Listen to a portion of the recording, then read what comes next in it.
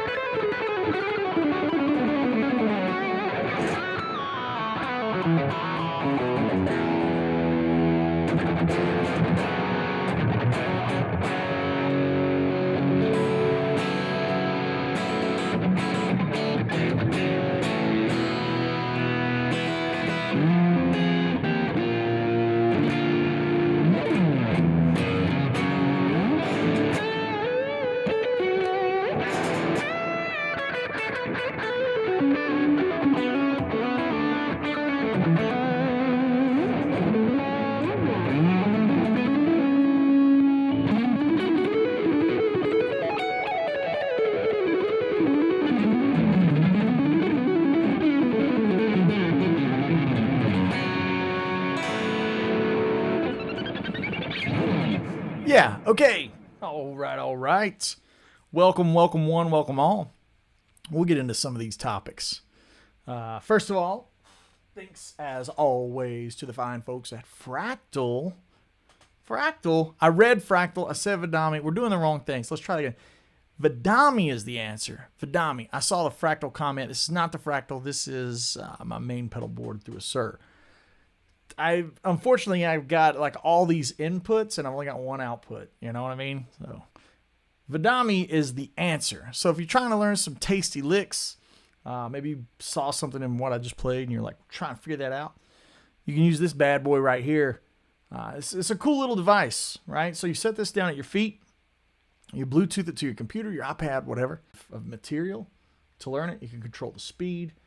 You can pause it in the middle of it. It's a really, really fantastic device. And these folks are the reason we get to do this every week. And thank you to Vidami for the support, as always. Make sure to go to Vidami, get you a discount when you order. Use Woodshed code LIVE10. And when you go over there, I'm moving a couple of things here. When you go over there, make sure to join their email list. That way you can stay in touch with them. Tell them what kind of topics you'd like to have on this show. What we could talk about regarding guitar and songs and music. Just all kinds of good stuff. Gear, technique. It's really up to you guys how this channel goes. I know we've had a lot of comments on the new guitar. It's really cool. These pickups are amazing. We've got some good stuff in store for you. Let's see where we jump in. Fractal, I already acknowledged that. However, thank you for the kind support on the recent Brad Paisley video. That was fun, and I did use the Fractal on that. And you get that at Patreon. You can get more content over on Patreon regarding Major Minor Blues specifically, and how that relates to the lesson that I posted on YouTube. And you can get the Brad Paisley Fractal Axe Effects patch. Excuse me. I'm going to be making one for Axe 8 too, which is going to be cool. Cheers. Just a little water. Nothing too crazy today. Here we go. Let's dig in. Songs from the new album. I kind of teased one just a few minutes ago with this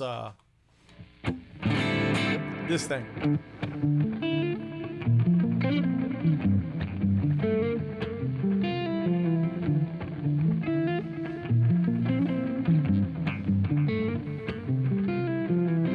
That thing.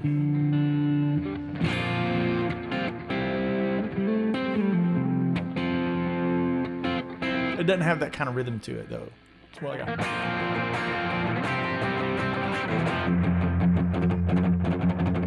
that kind of, it's a little more rocking, but it's got that riff in it. How's that riff go that I wrote?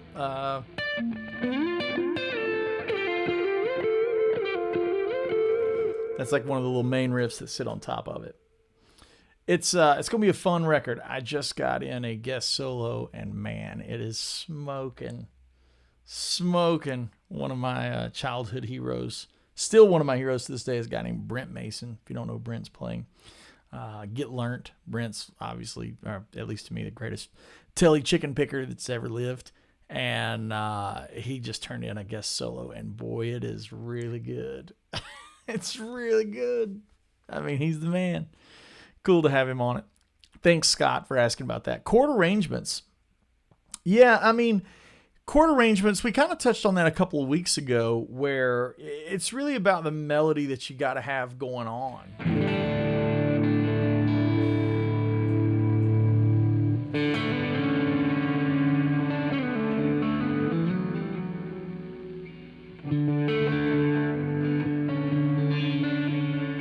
Like, what's your melody out of a chord like that? That's where I would start. It's like 1, 3, 5, 7. So where's your melody? I always love melodies on 3.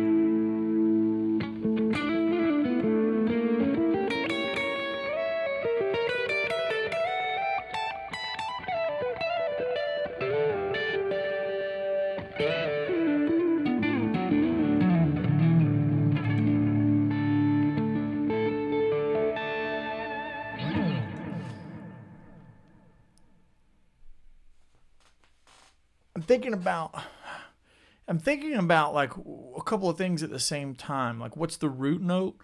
Where's the momentum of the line going? So you start by just playing simple lines. A lot of times people overcomplicate their lines when they're trying to play chord melody stuff. At least in my opinion, it's going to be really hard if you're playing stuff like.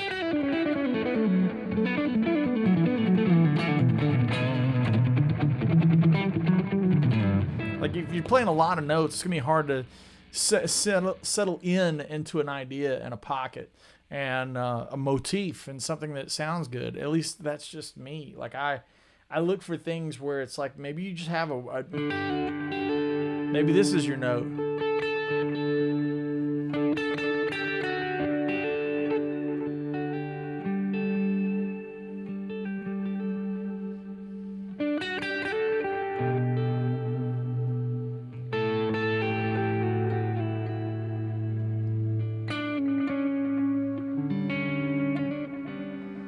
It can all be built around that 5 note.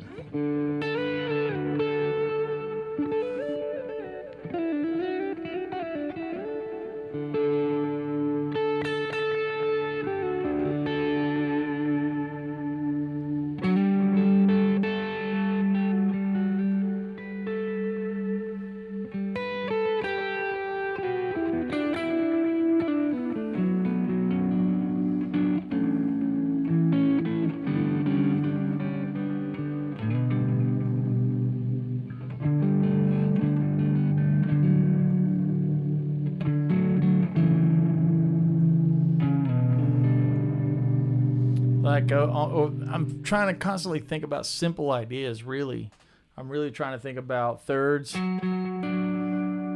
it's interacting with the melody line, what the next move will, in one direction or another, can dictate our tonality.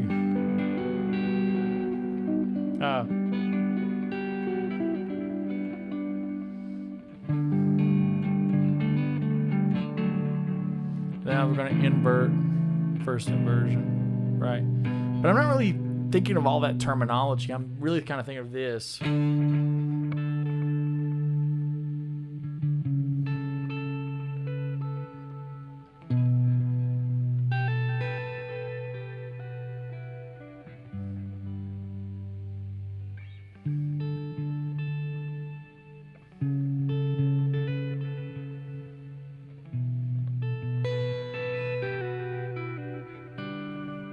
Really simple stuff, right?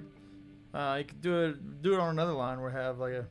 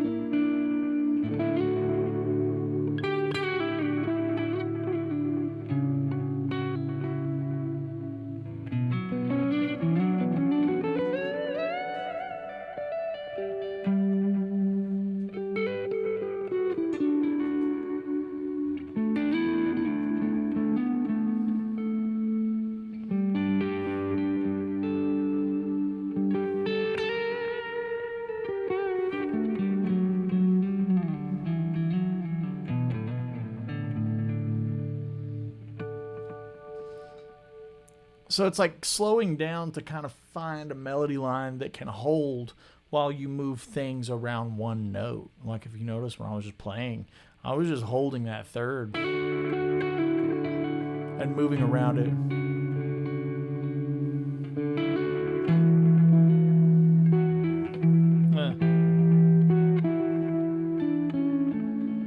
Be working around it too.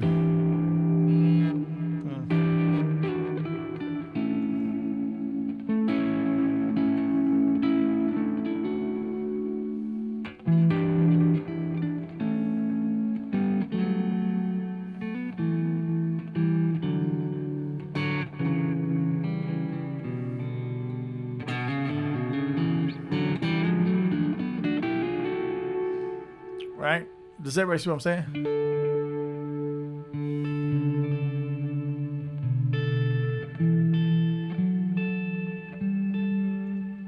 Just seeing how those melody lines can work there is kind of how I write things like that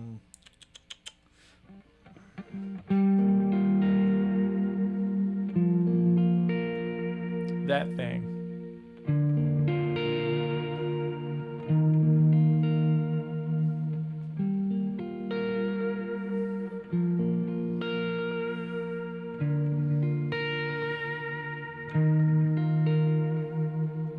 And when you hear the melody line against it,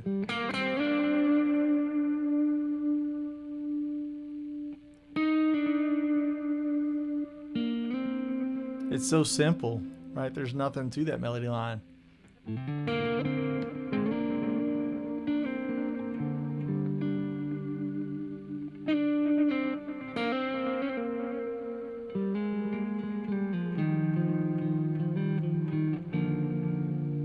There's nothing to that.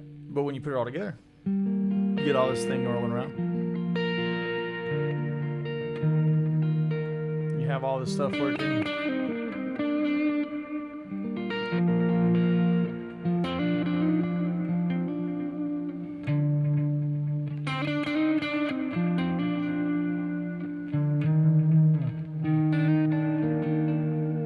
You see how pretty it can be when it all works together.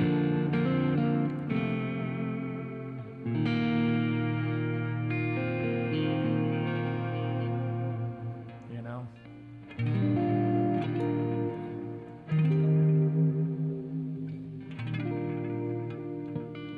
What would be the pretty one there? Maybe that. Maybe that'd be nice, yeah. That's kind of how I'm thinking. Troy Bettis here wants some of the cross-picking stuff that I posted in the raw practice video, which is cool. Thank you. It's a Bela Fleck idea, and it's putting things into triplets.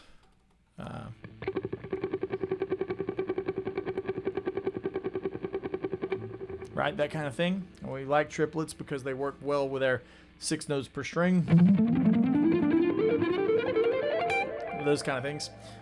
Works well with that. The idea, though, is you're putting them on 1 note per string. Okay? So let's take that same key, same chord progression. So you're going to cross pick the first 3. But that's straight, right? So now if you're going to do 4,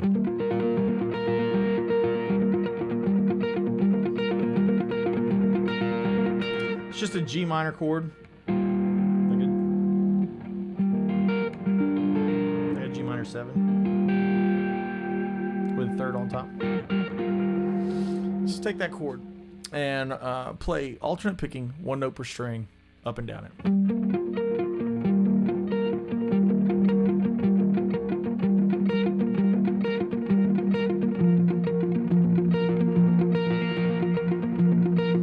Now this one's gonna be hard because you gotta cross over another string.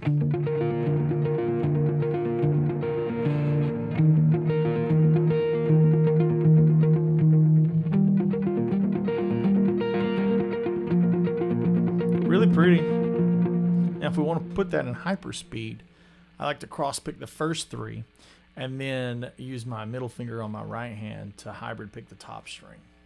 Like that. So let's take that. That's all pick right there.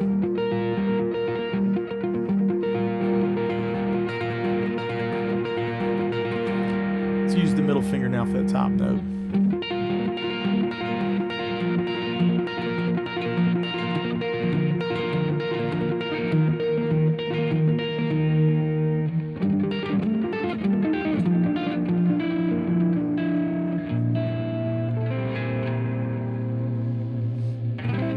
Okay, that's the deal. Now, let's talk about one of the things. I'm not going to play here for a second. I'm just going to kind of talk to you guys because common misconception or maybe mistake in this is that you're playing extra light.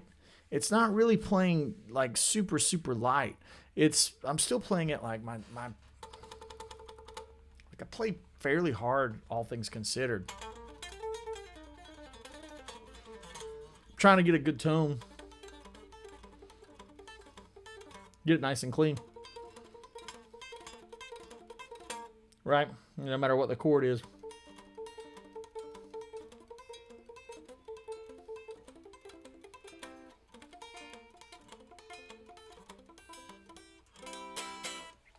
So the misconception is that you're playing so light, right?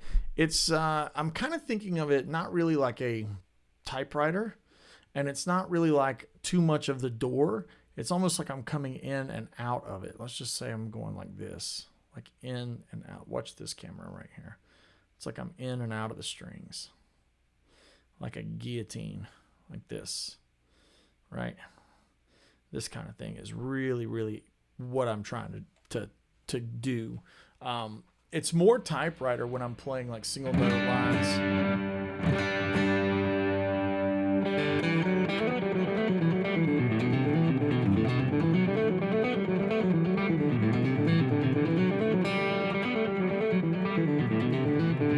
Like those kind of lines are more typewriter-y, right? Especially like the Al Di Meola thing is more typewriter.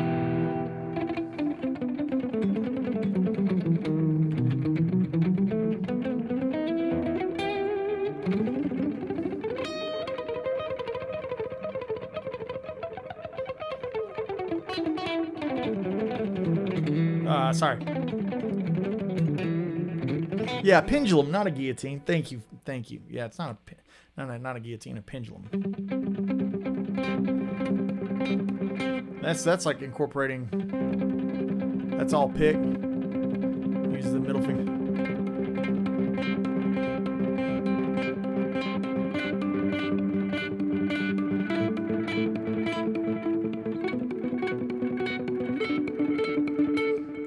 Kind of start using it in a lot of different places, but I've not even really fully experimented with yet. I mean, I haven't unlocked the door on it, but I definitely think that, you know, the right hand technique here is comfortable to me. It doesn't feel, you know, it doesn't feel forced. It's kind of hard to put into words, and it's kind of hard to like convey, because I'm sitting here concentrating, trying to describe what I'm feeling in my hand, and it's, I don't know, it's like having an existential crisis or something. Like I can't be outside of myself to describe what I'm doing. Here's something too that I'll say. I think a lot of this will be a hot take, and I'm sure a lot of people disagree. I think a lot of alternate picking things on YouTube are kind of snake oil. I think a lot of guys that can alternate pick super fast, I think they really can't. They can only do their certain patterns fast. I don't think they have true freedom like, say, a Jake Workman. Jake can really play like really clean, really fast. Obviously, Guthrie can alternate pick really clean and really fast. But I think a lot of these lessons, they're like, do these sequential note patterns. Here's 5 things that help your alternate picking. I'm just like, is that? Nope. Never did those things. And I feel like I'm a pretty good alternate picker. So I think a lot of things like that you got to watch out for. The snake oil salesman of the lesson landscape, the educational landscape. I think the thing that helps your alternate picking is trying to maintain relaxation. I think the thing that helps your alternate picking is a mental concept. I don't think it's a physical concept. Hold your hand like this.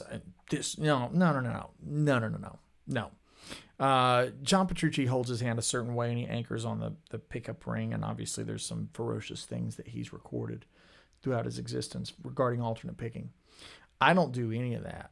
And I alternate pick like this, and it works for me. Sean Lane had a weird look. Jimmy Herring has a weird look. Steve Morse has a weird look. There's all kinds of different looks and approaches to alternate picking. That's why I don't think it's in the physicality of it. I think it's in the mental concept of it. So when you're trying to cross pick these ideas, like what we were talking about, this 4 note per string, start with 2 notes per string, or 1 note per string. Sorry. It's always 1 note per string. Try it with 2 strings before you try 3 and before you try 4. 2 strings, key of D.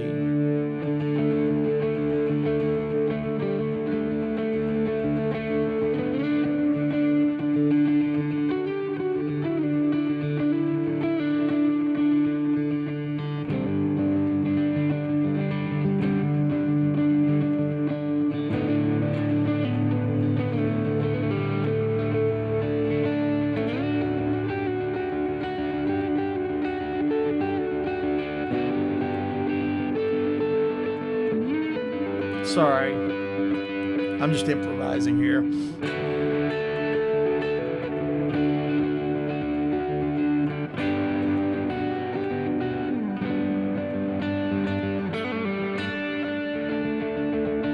Like this game.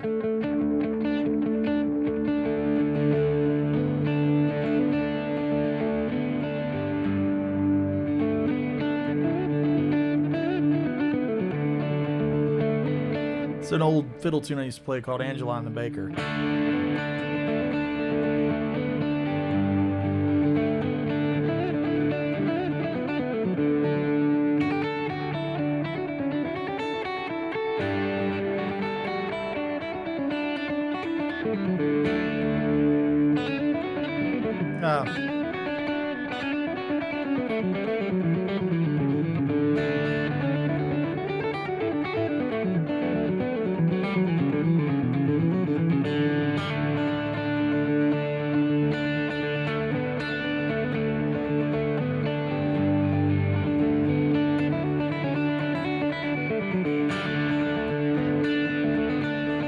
It's all this thing I've got.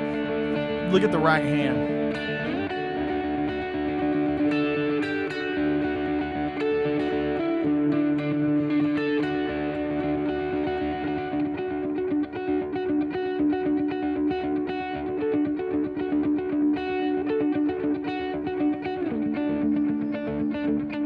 That can lead into the 3 string.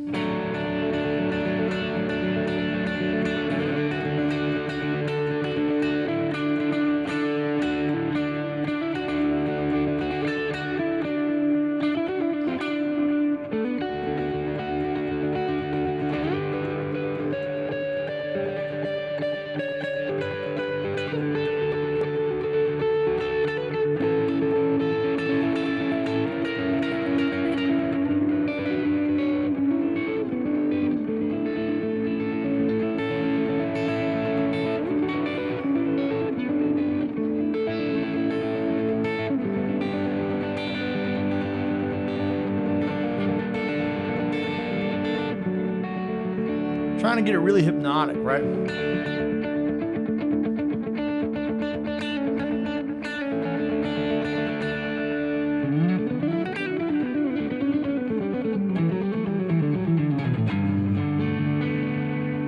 Right.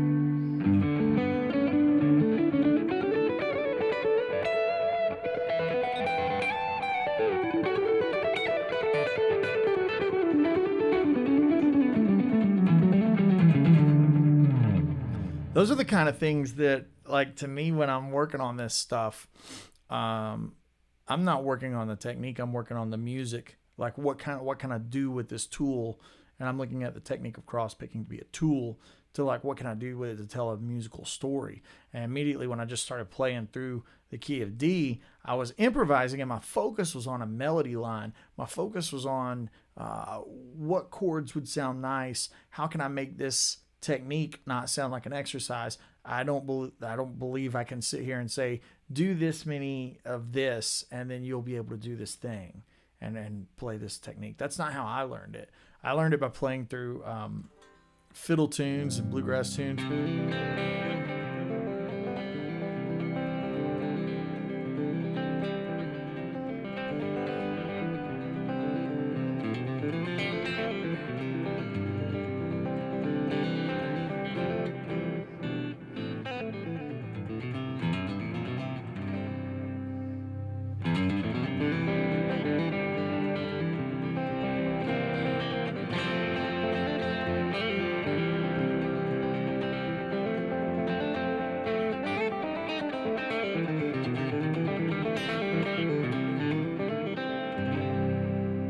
that's the context in which I learned how to do this stuff. So it wasn't from an aspect, sorry, my nose is itching so bad today. It wasn't from an aspect of trying or using do this sequential thing so many times, do this X amount of times. Like the greatest alternate pickers that I know don't do that. Like they're incorporating the technique to serve the purpose of the music, right? That's the thing. Anton he can really pick. He can really do it. He can get it done. Fishbowl was saying, anybody curious, I took this mentality Andy's talking about from an older video, and my picking definitely improved. Thanks, man. That's fantastic. You got to do what's comfortable. You have to. You can't do and emulate what somebody looks like. You can to a point, but it's at the end of it, you've got to change whatever you're doing to be what's comfortable. Hollywood actress, welcome to the hang. Do you ever anchor your little finger or not? Occasionally, a little more when I'm doing these types of things, like where I'm doing like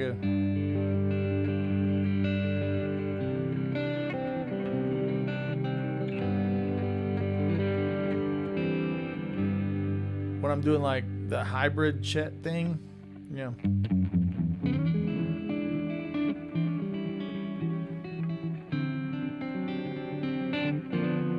Those kind of things, I'll use a little more of this, all planted, lack of a better term, planted kind of thing. In general, I'm anchoring behind the strings on the bridge, and it's like where it looks like I'm playing, but it's not muted.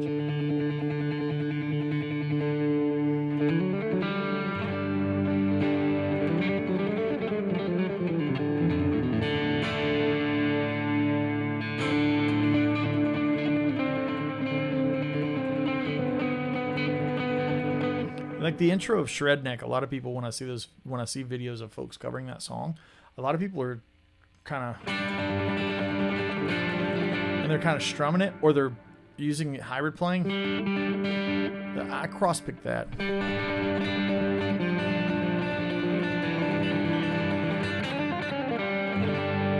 And if I am going to use any hybrid playing, it'll be like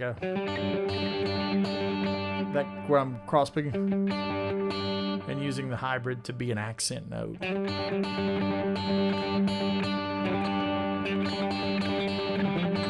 But I don't really do it a lot. It's really kind of cross-pick.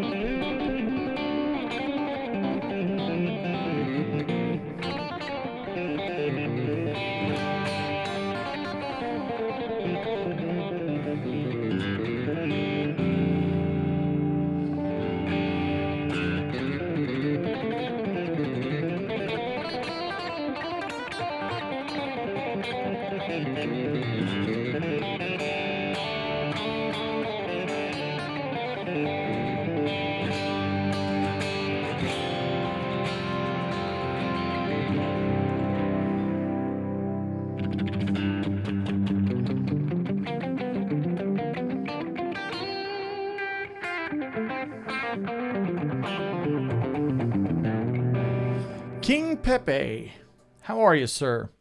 I'd like to say this. He says, I highly suspect you've always been able to pick fairly fast. Someone could practice running fast for years, but still not catch Usain Bolt. This is interesting. I don't know that I can disagree or that I can agree.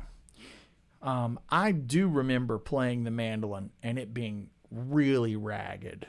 I remember not being able to cross over strings and it be fluid. So I don't know that I agree with that sentence. There's plenty of videos of me as a kid we've got on VHS that are like, I'm like 10 and it's like stiff and I can't get across the strings and the notes aren't clean. But working on the cleanliness is what ironically got me into like playing faster. like working on cleanliness. That's a thing that I think goes underappreciated, is like dynamic and volume control and note quality is what leads to speed.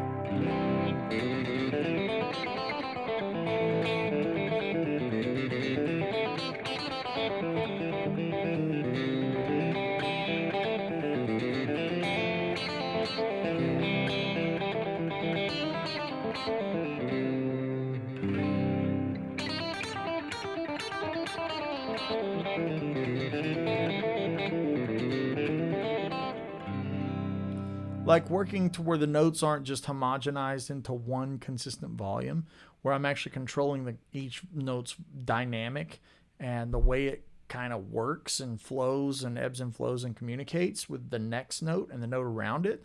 And it's not just about like listen to this. Check this out. This is not what it is.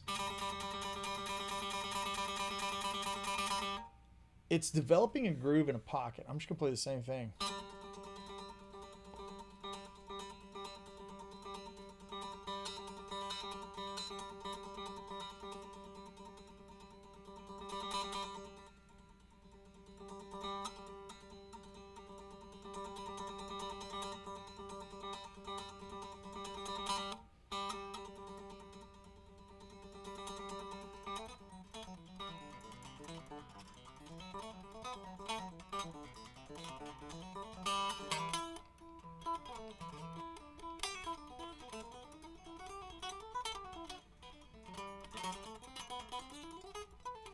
Sorry.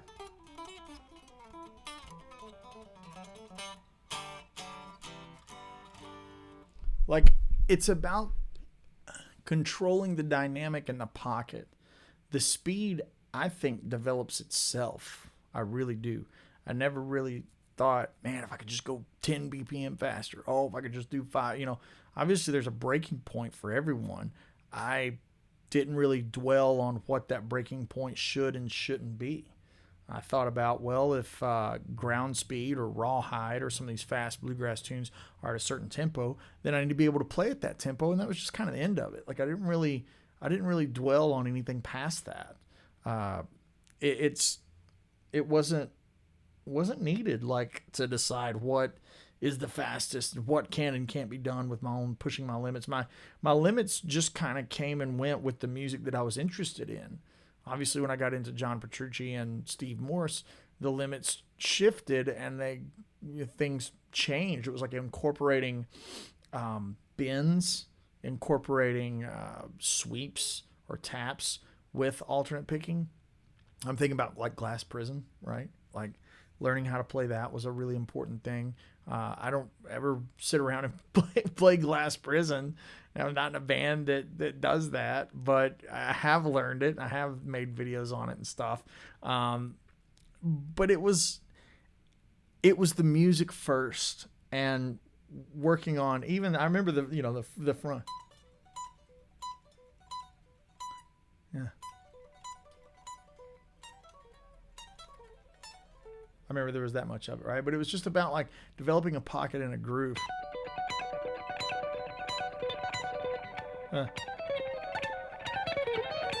Whatever the notes are.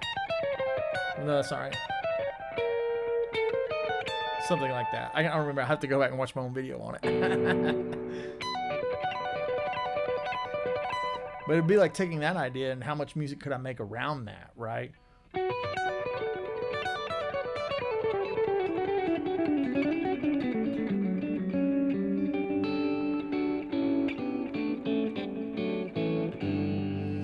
Taking that on a different string set.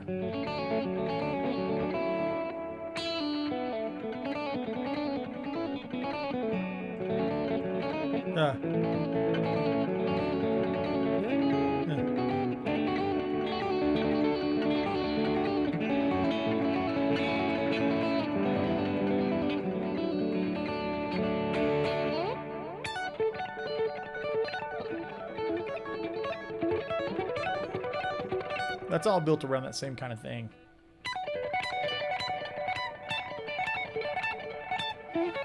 Yeah. Right, because he starts on the top string.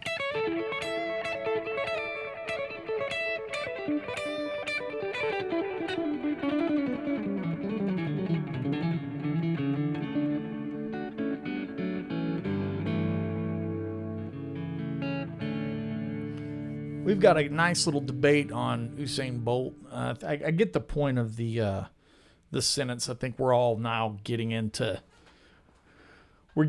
semantics of the example, which I think is not really beneficial. It's like arguing over if not arguing, but like discussing the idea of like there's a lot of ways to alternate pick versus one way to run. And now we're saying, I think it's not a good example because we got Peter Gryffindor, great name, saying being a gold medalist is ultra difficult. Playing guitar fast is more like earning your black belt in judo, karate. Okay, so Peter, now I've found a hole in your example from a semantic standpoint. Being a gold belt in judo or martial arts would be ultra difficult according to what you just said. Olympic gold medalist, I think, is a term for the elite, ultra difficult. I think you could use that with alternate pickers and say elite level alternate pickers is the same difficulty as being a gold Olympic gymnast. I think elite level is not a guy that plays fast. I think there's a lot of guys that play fast. I think there's a lot of guys online that play fast that aren't good alternate pickers. And good alternate picking, to me, like elite level, good and elite are two different things. Elite level alternate picking, I would think, mandatory. One of the hardest things I've ever tried to alternate pick is, and play at tempo is the Brent Mason Pick It Apart solo. I would also say that Steve Morse's Too Many Notes is an elite level, gold medal. If you can get through that thing, that's some serious alternate picking, very serious alternate picking. I would think that some stuff from the bluegrass categories, right, that I'm leaning into. I'm thinking of guys like Mark O'Connor's Markology record. That's elite level, Olympic level. That's not good alternate picking. That's elite level alternate picking. Like, and not to throw shade, but if a guy is online and they're doing the tried and true, that's not elite level. I'm sorry. This is not. That's just like sixes don't equate elite level alternate picking, because it's the thing where the hand, and it's not bad. It sounds fun. It sounds good. I use that stuff. It sounds good, but it's once the hand is going,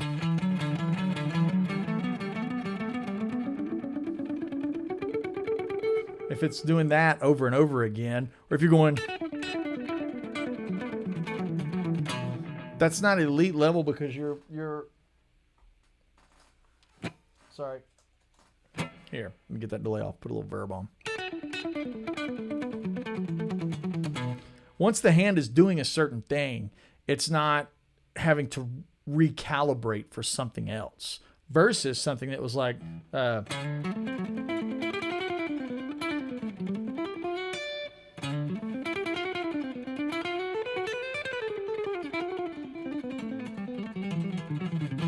that's way harder to do with the alternate picking.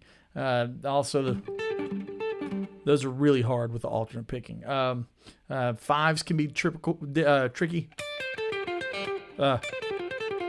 because you have this jump over motion. That.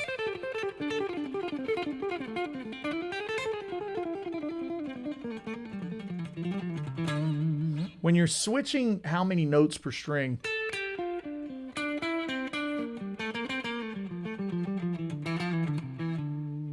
that's it. That's the elite level alternate picking. And there's, I'm not saying that it's rare, but it is achievable. I know elite level alternate pickers. Like it's achievable. It can be done. I think we're got a little off topic here. And I do disagree with Peter on saying with proper practice, almost anyone can get there and be quite proficient. Eh, I mean, anyone can really get there and play music and hopefully get the goals of their musical vision out. But now I don't think that just everyone, without dedicating a lot of time to it, is going to be able to alternate pick something like Rhode Island Shred from Guthrie Govan. Yeah, I don't think that's just like laying out there for everybody to go get. I think alternate picking is one of the most complex aspects of guitar playing. I think there's fewer alternate pickers than there are guys that use a lot of like combinations of economy picking and legato and alternate picking, like that kind of amalgamation thing. To be able to just burn through something like Rhode Island Shred or like some of those bluegrass tunes or even Too Many Notes, like that's just not laying around that's available for a lot of people.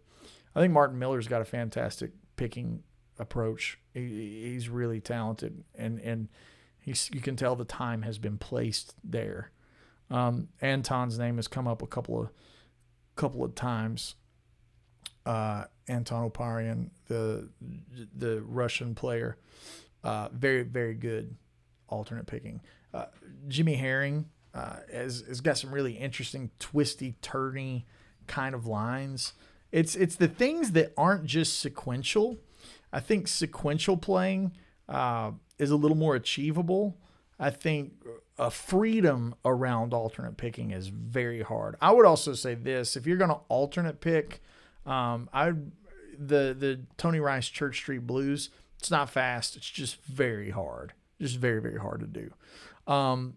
KG over here is saying, any tips about developing a relaxed hand? I used to sit and watch TV shows and movies and play things like fiddle tunes. And if I was trying to learn a tune and it had alternate picking that was crazy in it, I would sit and do that. Even if there was, if there's a favorite thing you like to play all the time, right? Or if you're trying to learn the Steve Morse thing.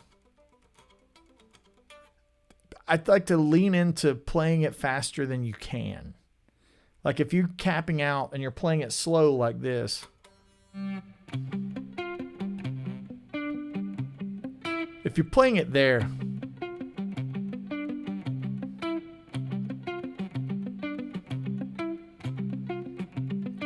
I encourage you to try to practice it faster than you can.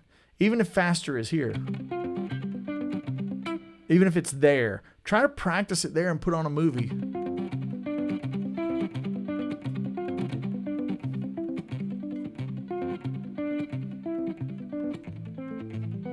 And try to jog.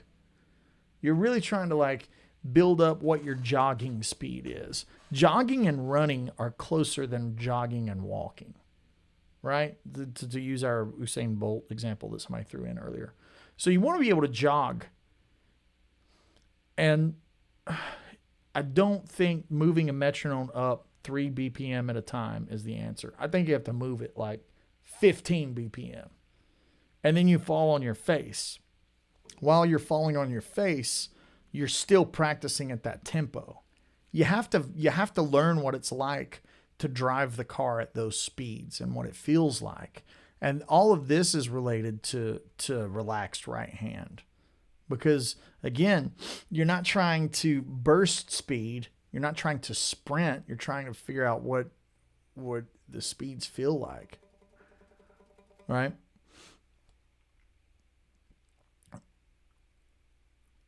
Yeah, Typing Hazard here says the idea that some stuff requires you to be a good alternate picker versus an okay economy picker, insert whatever technique. You don't need to solve your right hand once, right? Yeah, it keeps evolving. Like whatever you're trying to do, it's about the musical mission statement. Like that's really the point. And SRV Fender says, Andy, do you think those world record videos with Flight of the Bumblebee at 300 BPM are real? I think the videos are real. I don't think the playing's real at all. I'll call out anybody that says they can play at 300 BPM at 16th notes. That's not real. It's not even remotely achievable. to put that into perspective, put something on and speed it up, put it on like Guitar Pro and put it on 300 BPM. The people that are saying that they're doing this, they're mushing the notes. It's not real. Like, they're not even playing the right notes. Like, I think Levi has talked about it on his channel a lot. But yeah, for it to be real, you've got to play the right notes. You can't just go and say that you're doing it. Like, yeah, you and the other thing is, like, it's not even measured in how many clicks are happening per second. I think all of that stuff is garbage. I think that is absolute garbage. I think anybody that says that they can play 16th notes at 300 BPM is an idiot. It's just not, it's not even real. It's not even real. Where's my metronome at? Metronome, come here. Oh, sorry. Here's 150.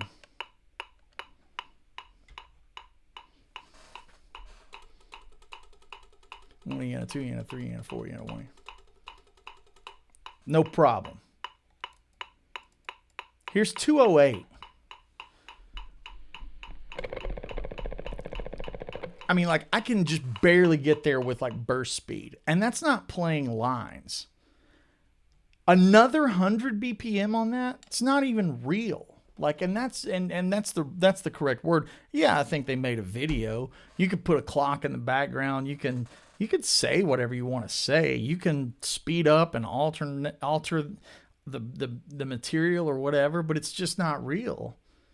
It's not been done. Can't be done. Like, and people that get obsessed with that and arguing over that they're wasting their lives, because you could be making music.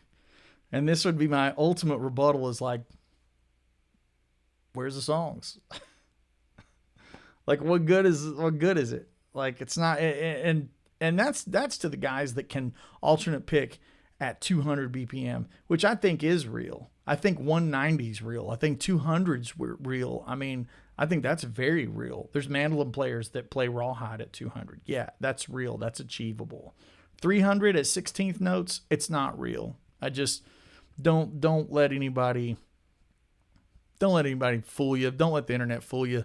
You know, there's deep fakes now with Tom Cruise playing the guitar. It's not Tom Cruise, right? I love those, by the way. If you haven't seen those, they're hilarious. They're incredible.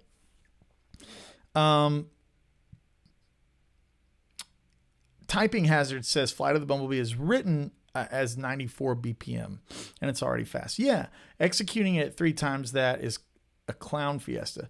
Put it in a Guitar Pro tab and put that on 300. No guitar player sounds like that. It's not even real. Those guys are all faking it.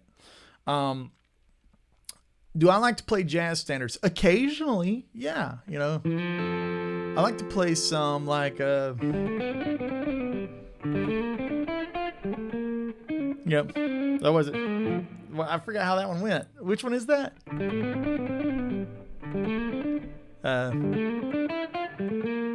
I forget how the rest of it went. Or like,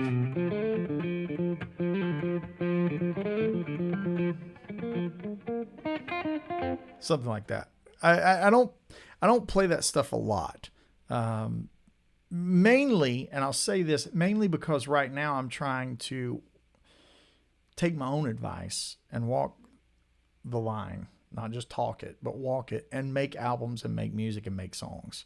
I think that's the most important thing in my life right now. So at different moments in my life, if you'll go on, like on Instagram, I know I've posted videos of me playing like Donna Lee and stuff like that, but I haven't had the ability the freedom of time to sit and go into just jazz standards for 6 or 7 months of my life. That would be really fun. That's something I'm going to get to. I'd love to be able to just, be able to rip over.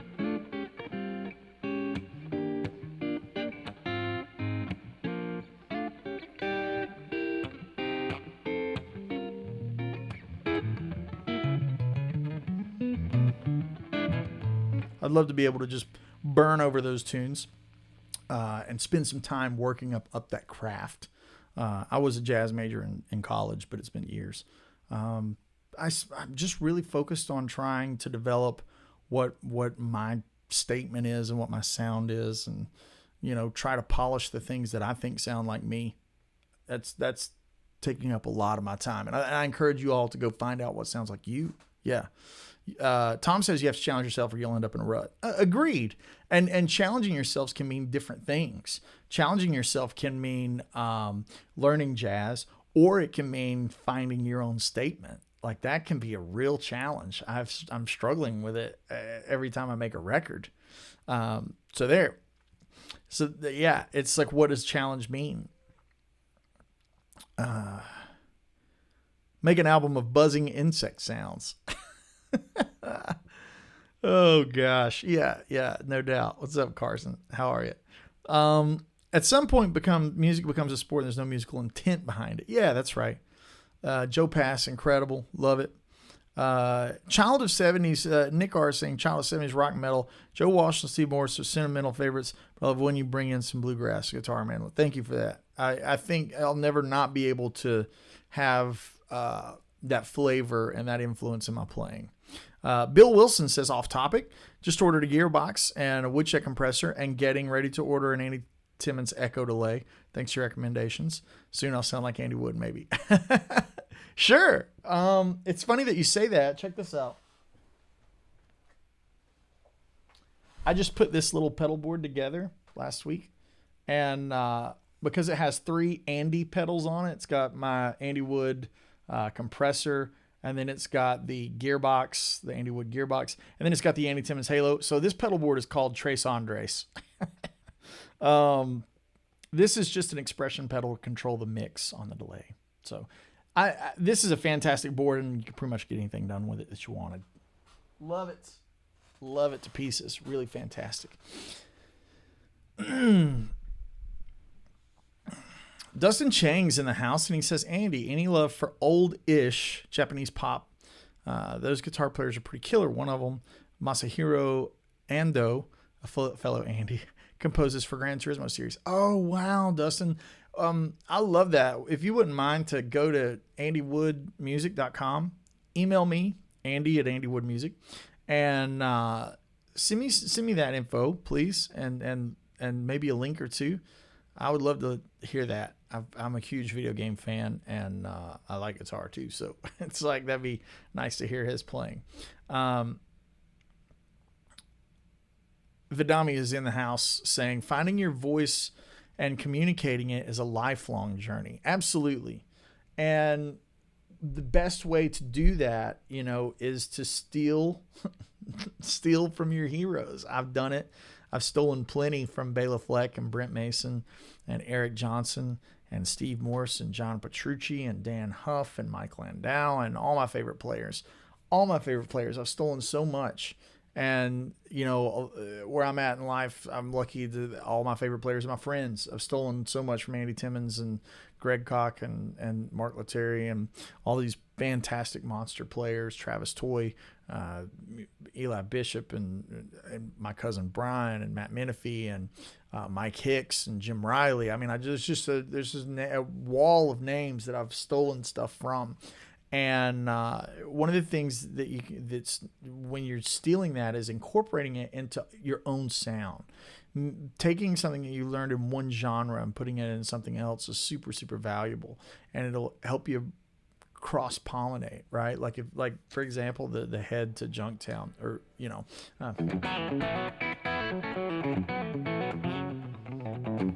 that's very much like a chicken picking thing.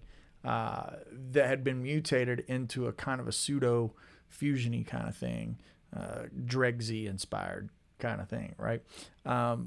Instead of just staying in the lane of traditional country bluegrass player. I love rock and fusion and blues and jazz, and I think this guitar is like a representation of like what I am. It's like, yeah, it's a telly, but it's got all this other stuff. It does all these other things. It's kind of,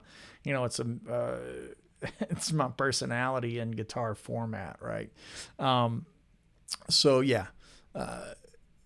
SRV Fender says, can you talk about your Brad Paisley course? Okay, I've not got a Brad Paisley course. What I've done is made plenty of videos on my Patreon.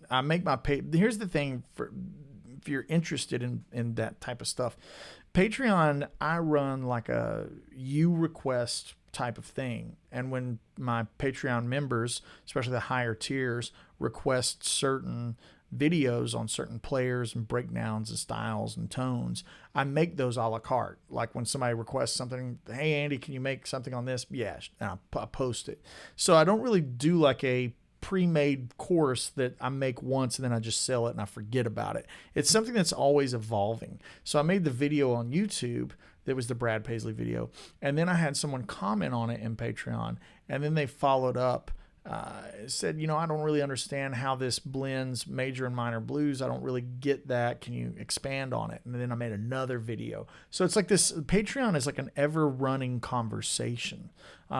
If you decide to join up, even at $5 a month, you get access to 600 some odd posts, videos.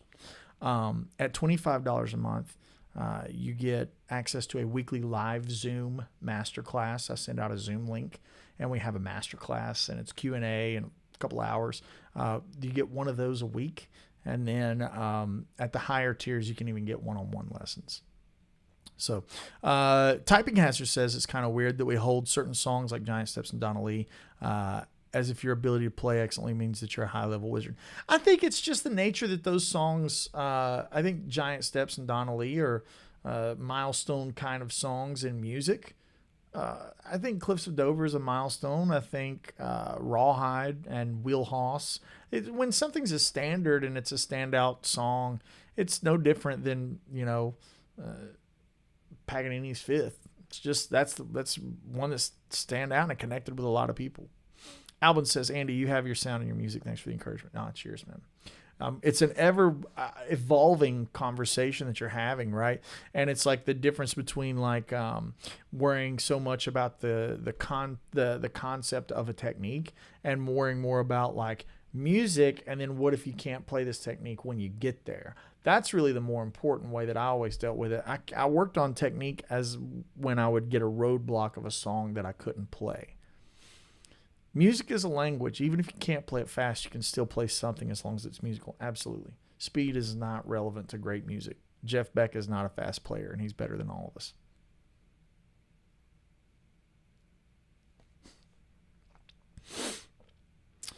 Troy says, where are you guys finding the Woodshed compressor? I've been having a hard time finding one. Troy, if you don't mind, reach out to Guitar Sanctuary in McKinney. Also reach out to Wild West Guitars. And I think there's a Wild Wood Guitars. I think all of those are a thing. Barnett Music Exchange in Tulsa. Open Chord in Knoxville.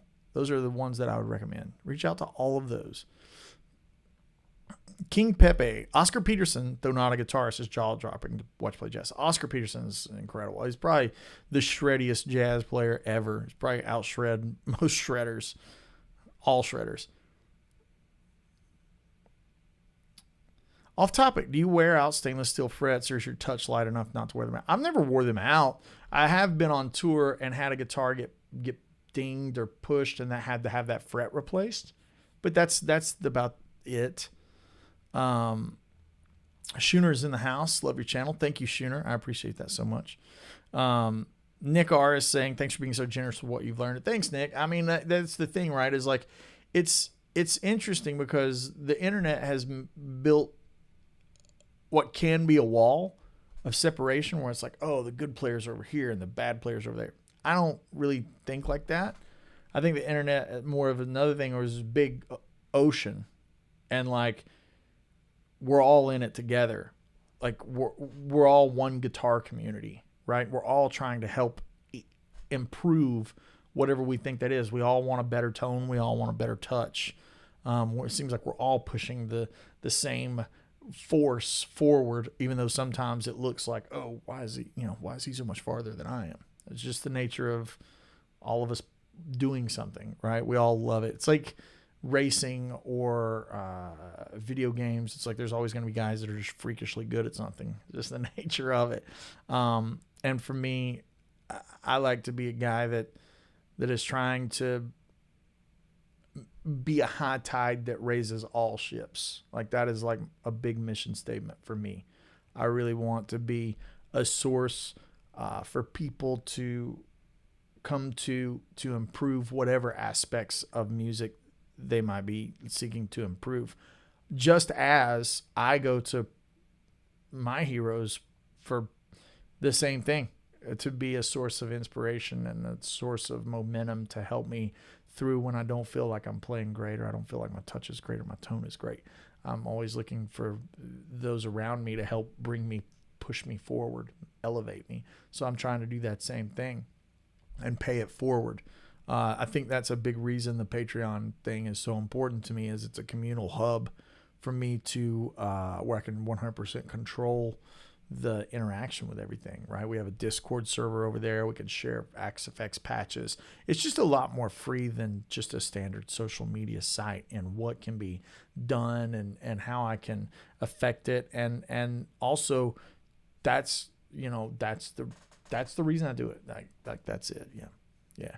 Thanks, Chuck, for putting that link up. If anybody's interested in supporting the free content, yeah, sure, I appreciate that a lot, because I do all this stuff on Instagram and YouTube.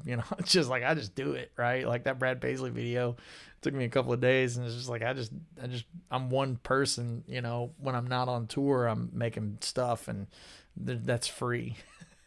So if you want to support the free content, that's great. But even if you do sign up, the big thing with me with Patreon is, even if you sign up at the $5 tier, which is the smallest subscription, even that, and the reason I chose $5 is because it's a cup of coffee, right? So even if you sign up at that tier, you get access to all of the videos. And I think that's really important, because I learned as a kid from watching videos, and Homespun was the bluegrass company that made the Sam Bush videos. I learned from watching that. So video is really important. And I feel like if anyone wants to sign up and check out Patreon, that's an aspect that's super important. I think that's too, is like why it's so important with Vidami, because it's a tool that integrates into Patreon. If I was growing up, and growing up doesn't mean young kid. I mean, just like I didn't start playing electric guitar till I was 18. Like I was an adult, right? But like, if I was at a point in my journey where I was using, needing access to slow and speed up and pause and loop those VHS videos, I would have been a much better player then than I am now. So to have something like Vidami, I mean, like I use it all the time. And it's super valuable. And it integrates so perfectly with all of the things that I do, the content that I make, the things that I make for YouTube, the things I make for Patreon. So yeah, I mean, that's the thing, right? It all works together, right? And that's just like my mission statement for everything that I'm trying to do with my brand is get everything to work together and help those in the community who want to be around players. That's what the Woodshed guitar experience is all about, is bringing access to those players in a person-to-person setting. Also, that's like what our Patreon community is all about. That's what like everything that I do is all about, just building a community. King Pepe says, you need to go live with the Gristle Man himself. Done it several times, and it's always a delight. Greg is incredible. Speaking of stealing, Adam Neely just uploaded a wonderful video on music and copyright. Oh, I'd be interested in that. Very cool. SRV Fender says, I'm from the McKinney area. Was at the recent clinic, but didn't get to say hi. Had to run to a gig. Man, I regret that I did not get to see you there.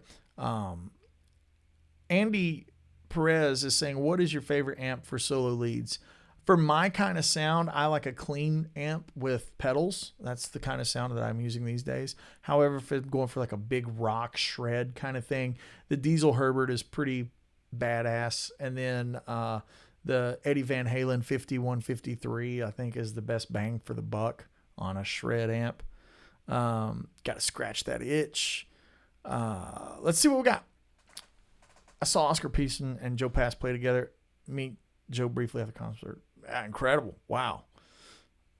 Incredible.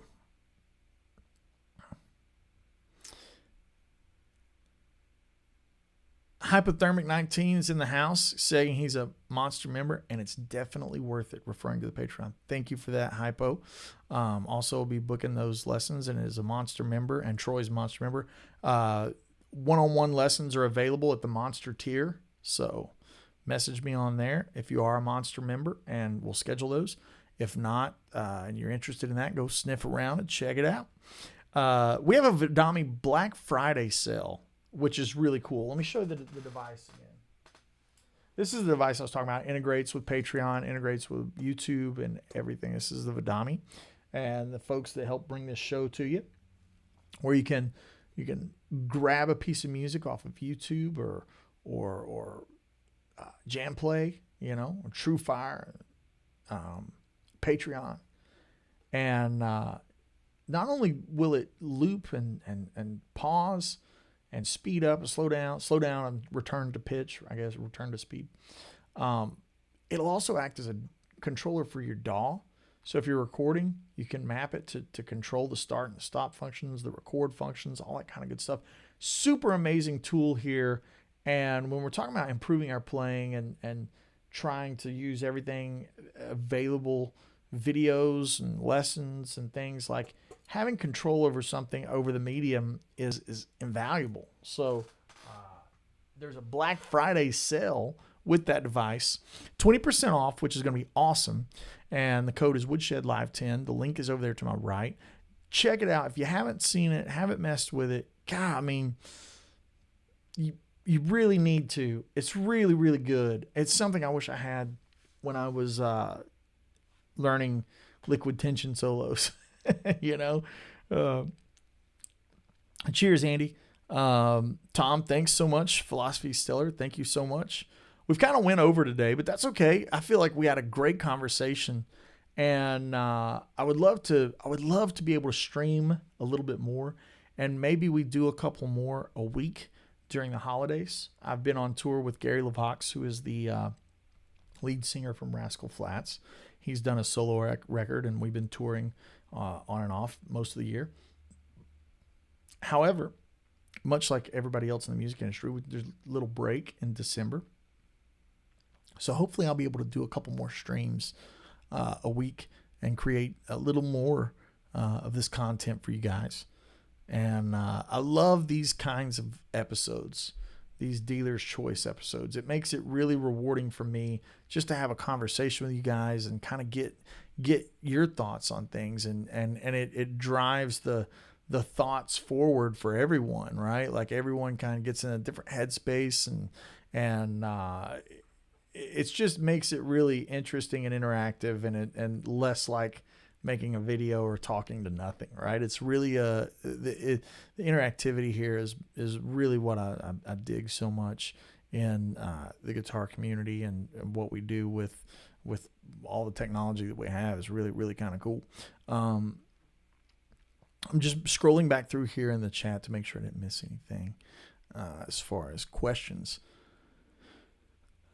So, yeah, Tom Bukovac floats his right hand when picking fast. Yeah, I mean, that's a thing. Yeah, it's totally there's no wrong answer. It's about what works for you and finding what works for you. And that's, and this is interesting, like working with the Monster members on Patreon.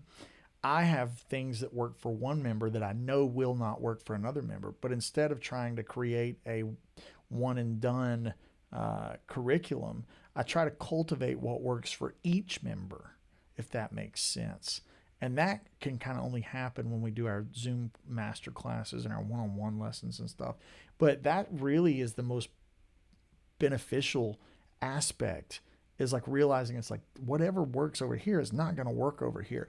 Like you're not going to take a Ferrari and try to crush cars like a monster truck with it, right? You want the monster truck to do monster truck stuff, right? Motorcycle do motorcycle stuff, and none of them are going to run on the water, and you need a boat for that, right? So it's like everybody's kind of like that. We all got different things that are innate in our playing, and trying to cultivate those strengths and not getting hung up and barrier obsessed with the weaknesses. Truthfully, it hits all of us, though. I mean, we all have insecurities. We all have self-doubt in our playing. I've never had a conversation with a musician who didn't have just a little bit of that insecurity. Sometimes musicians that are overly aggressive in their confidence, that's how they're compensating for an insecurity in their work, in their playing. I mean, like, that's just the nature of it, right?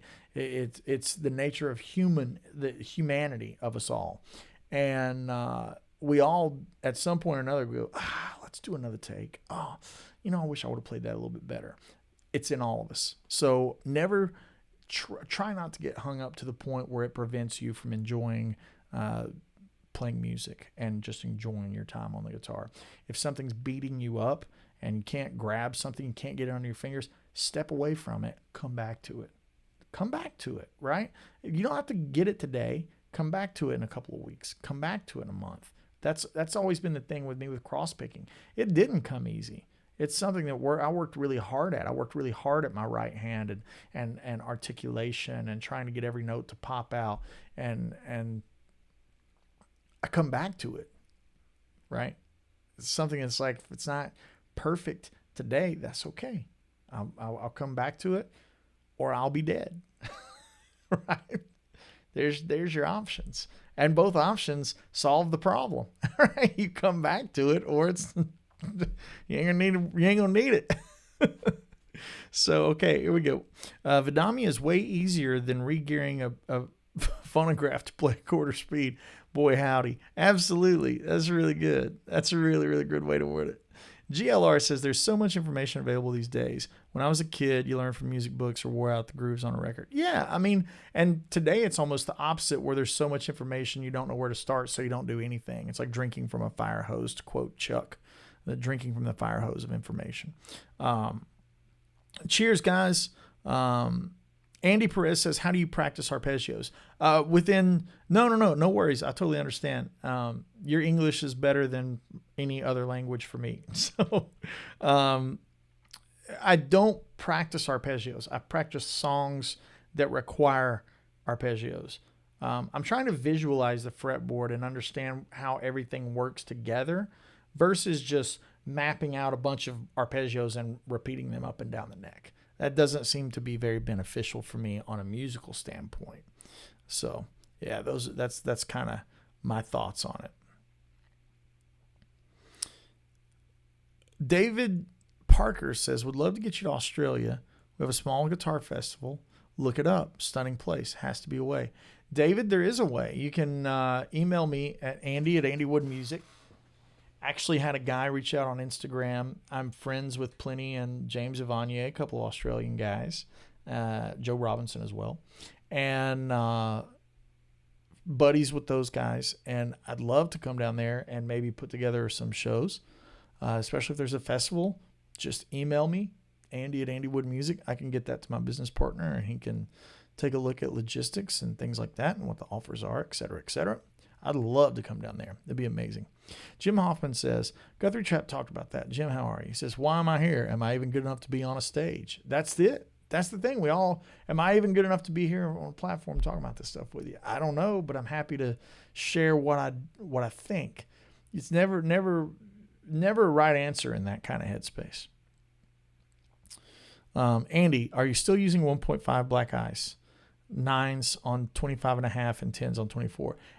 Yes, 1.5 still, 9 to 46 on a standard 6 on a side headstock. I feel like the 3 that are closest to me feel good with a 46 gauge, and then these 3 with the 9 gauge, it feels more like a 10 on a Les Paul. If you're going to go to Oz, you better come to Paradise, New Zealand. I absolutely would love that. Absolutely. We're all our own worst critics. And I think that's a great place to kind of wrap it up for today. Is it's easy to be our own worst critics. It's easy to be self-deprecating. Sometimes you got to step away from it. I've been practicing today. I've got to record a video for Guitar Techniques that actually got put on pause back in the summer when my father passed. And I've been so busy with touring and making the record that I've got to get back around to it. I've been practicing on this track today. and it feels pretty good. I feel like I'm about ready to get a cut. Reason I try to do everything in one take is it's just better. Like if it's got a vibe, it's just one take. It's not all pieced together. It doesn't look all shoddy. But I've been working on it all day, and I came in here and now we've done an hour and a half together, and I feel like now is a great time for me to step away, maybe go do something else for a little bit and come back to it. And I think that helps clear the mind and come into something with an affinity and an eagerness, right? Versus feeling like something it has to be done. I have to do this. However, these kind of thoughts get in all of our heads, and trying to solve those issues every day can be a real challenge. So, it's easy to be our own worst critics. At that point, step away, just kind of reset the brain, play something that is really easy for you, but that you really love. For me, that's like AC/DC riffs or things like that. Something that's not technically demanding, but I really love it. And it'll make the guitar more fun, 90s country songs, right? Even though those guitar solos from Brent are technically demanding. Stepping away is really valuable. How old were you when you realized you didn't suck anymore? I'm still not there, Chris. I realize that I'm not a terrible player. I do realize that. However, the better I've gotten as a player, the more frustrated I get at myself, because I feel I demand an excellence from myself, and I put more pressure on myself these days than I ever did.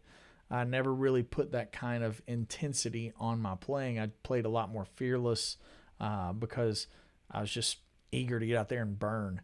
And now I demand a level of excellence out of myself in it, and I put a lot more frustration into myself, and that's the struggles. So it's still there. It's still hard to not go, man, I suck, because I just want every time I play it to be the level that you guys deserve to hear. And I get frustrated when I flub a note or an idea doesn't. A lot of times if you see me hit a bad note, it's not because the hands didn't. It's because the mind knew what I wanted and the hand didn't do it, right? That self-frustration, expecting a lot from yourself. Andy, you're a milestone for my playing. Could you talk about pick slanting, please? Thank you in advance. I'll tell you what, I'll make that the kickoff point for next week's episode. And if you haven't signed up at Patreon, it's $5 a month. I'll make that video. That'll be one of the first. I've got 3 videos to do that have come in request for Patreon. And that's will be one of them. Again, if any of you guys are interested in signing up at Patreon, the Vidami device works perfectly with those videos. It'll work on your iPad, it'll work on your computer. You can grab things, you can slow it down, you can repeat it. All of it stuff works hand in hand, right? So if you sign up even at the basic tier, $5 tier, you get access to all the videos, and I'll make those videos for you by request. Just watch a Cracking the Code video where you were talking about how to hold the pick. Could you show how you hold the index finger, please? Sure. Check this out. That's my, sorry. Just like that. You see it?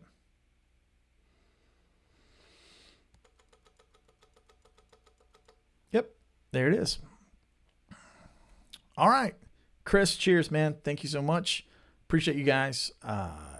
Thanks for hanging out, as always. We got that Black Friday sale going on. Make sure to grab a Vidami. It's a killer deal. Like 20% off is crazy. Crazy good deal. It works with every platform that's worth using on the internet.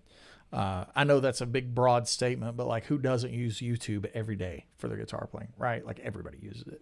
So it works with all that and Jam Play and TrueFire and Patreon and all that stuff. Fantastic deal. Cheers to all you guys. Hope to see some of you guys this week, maybe at Skank Banger, if anybody feels froggy for jumping in. Yeah.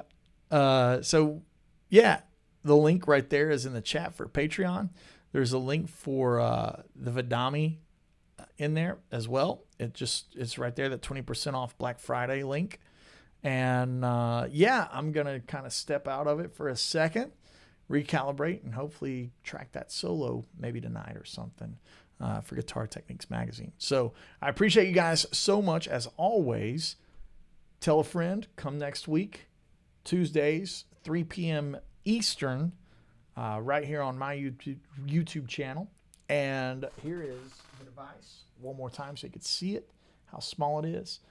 Stays right at your feet, and you can check it out right there. Nice hard metal, and Bluetooth to your devices, whether that be iPad or computer. Allows you to grab moments of a video, loop those moments, and then control the speed. Really, really amazing. We'll see you guys real soon next week.